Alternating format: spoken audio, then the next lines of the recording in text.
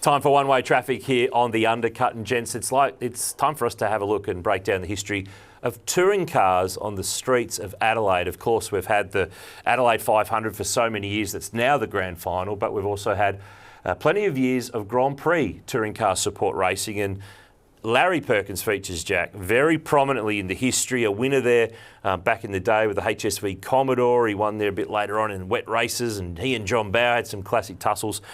The Grand Prix touring car races were cool.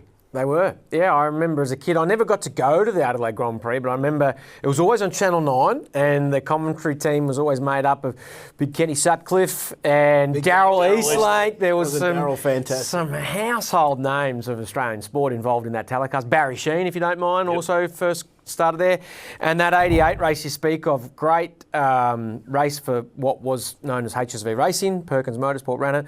Dad and ex-F1 world champion Denny Holm going neck and neck. And I remember Dad saying not so long ago that he didn't realise that Denny was actually trying to race him. He thought that, maybe he was happy to finish second behind the boss. And apparently it was about 40 degrees there that day, and they both had to rag it, and they were knackered after the race, apparently, so it's quite a funny story. But yeah, great racing, great history. That wet race with Johnny Bow, as Darryl Eastlake affectionately knows, that YouTube numbers on that are sensational.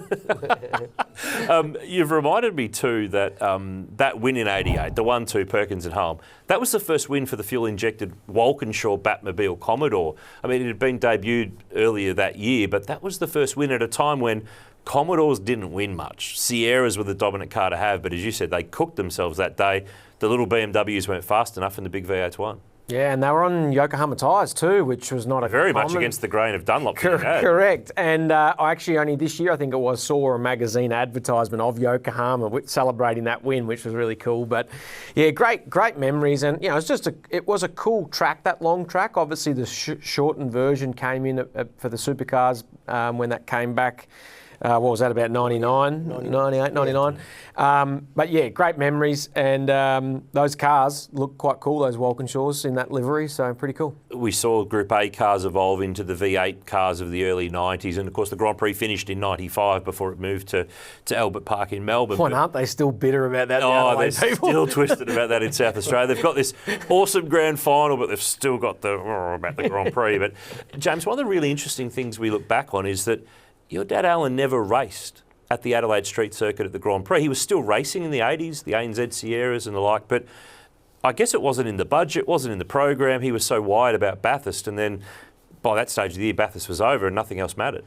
Yeah, I've never actually had the conversation with him about it as to why he didn't race there, but I can only assume that given the priority that he would have been placing on Bathurst with where the Adelaide Grand Prix fell in the season after Bathurst, and anything after Bathurst was a fairly low priority for Big Al, so I can only imagine that's maybe part of the reasoning as to why he never drove there himself. But I think we were talking before the show that he might have done a bit of commentary alongside the great Murray Walker. It's 86 if you want to look it up and have a little look at YouTube. It's Big Darryl and Big Al in 86 when Alan Grice gets the win in the brand new plain white Roadways Commodore. That throws off every curb he could find back in the day. There were some of those years there were 35, 40 cars, and it was a Saturday afternoon 32-lap race. And usually half the field didn't finish because it was usually quite hot. Yeah. And usually there was a few cars cooking themselves. And the thing that strikes me with watching those old late 80s, early 90s is the crowd.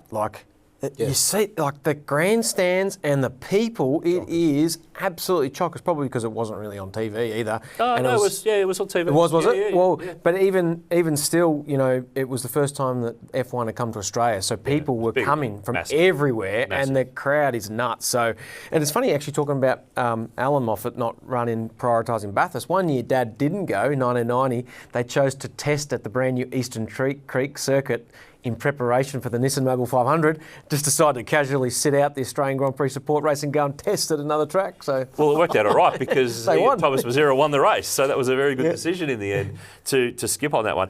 You've both got your own history though at Adelaide, and it started, I guess, in development series and the junior category. Well, you raced utes there back in the day, did you not? I did, yeah, in 2005. Got involved in a pretty big crash, which I'm surprised hasn't been clipped up. to be fair, I was innocent bystander and shortened the ute up to the front windscreen. Was that the Trend Windows car that was shortened to the window? That's right. Yep. So big pile up through there at the centre chicane. I'm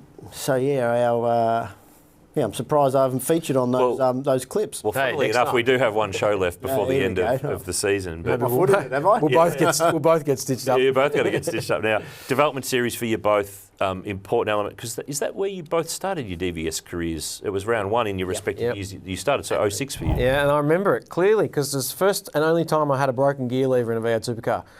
Don't know where I was running. Just the big pipes couldn't handle the strength of your biceps there, Perks. I've done the second, the third, and I've got that gear lever hanging in my hand.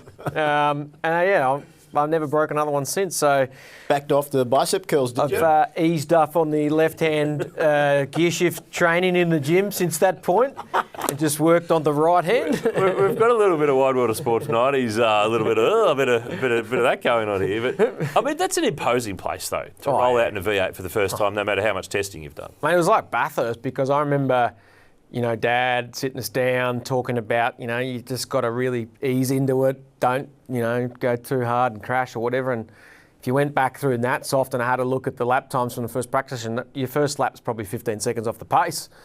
And then I'd actually raced Formula Ford there the year before, which was quite cool. But I just remember it's the first time going out on a street circuit, and it creates such a tunnel when you're looking down the concrete walls. Like if you've never seen it before, it's kind of interesting and crazy at the same time. And then you've got to get up to speed. You can see your lap times aren't quick enough. You've got to go faster and faster and faster and try not to bloody crash.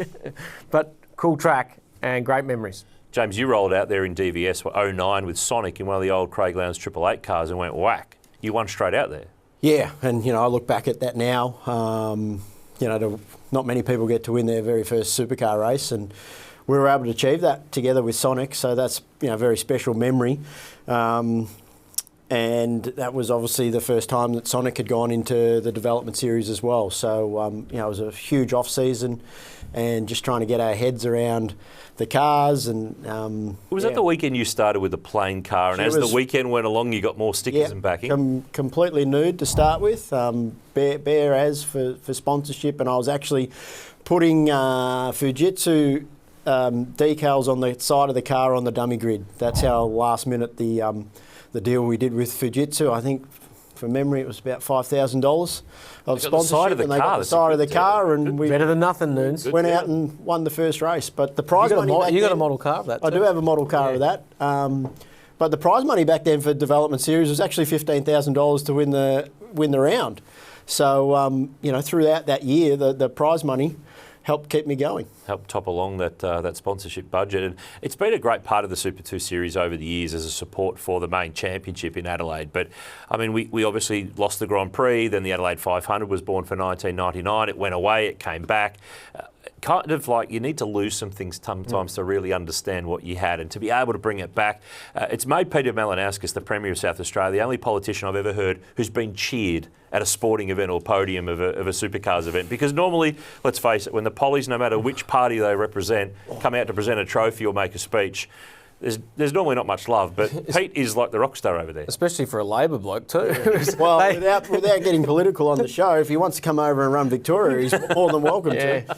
Wouldn't be hard to do a better job. I think he's busy. We're digressing here now into politics, but we've also missed Race of 1,000 Years, Noons. I wasn't going to miss it, but it was awesome. I went to that. It was in the thick of what year? It was 2000. 2000, New Year's Eve, the American Le Mans Series came to Australia and ran on the old Grand Prix circuit. So by that stage, the V8 race had started, but they did a deal to bring that series out, and it brought the factory Audis. Unfortunately, the BMWs didn't come, but we saw the Cadillacs. The big panels. Murph drove the panels, didn't he? Yeah, he did, with Jason Bright and David Brabham. They drove the original car, the 6-litre front open-top engine. Yeah, and they debuted a new car with a new engine that was very problematic that weekend, but the boys drove the traditional panels that sounded awesome. Yeah. The Judd engines in the Raffinette, I think it was the Olive Garden Lola or whatever it might have been. You had the GT cars, Porsches, and the factory PDG BMW team. Some superstar drivers were driving at that event. Audi? Yes. Did he? Brad practiced the Audi, but he didn't race the Audi because Alan McNish had a very bad back. That's right. And they needed a replacement driver at the last moment. and the phone rings in Albury because remember that Brad and Kim Jones have just finished being the Audi Super Touring factory team.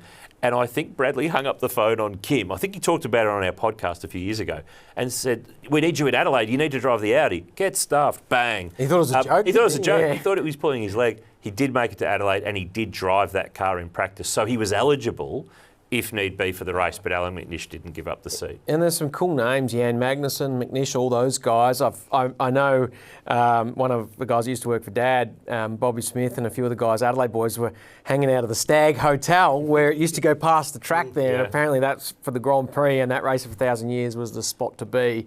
And yeah, cool. Imagine having a sports car race or something like that now. Sadly, that only lasted for the 1 year, Yes. but with the growth and the development and those hypercars, could you imagine them around the Adelaide Grand Prix circuit? That would be something unbelievably special.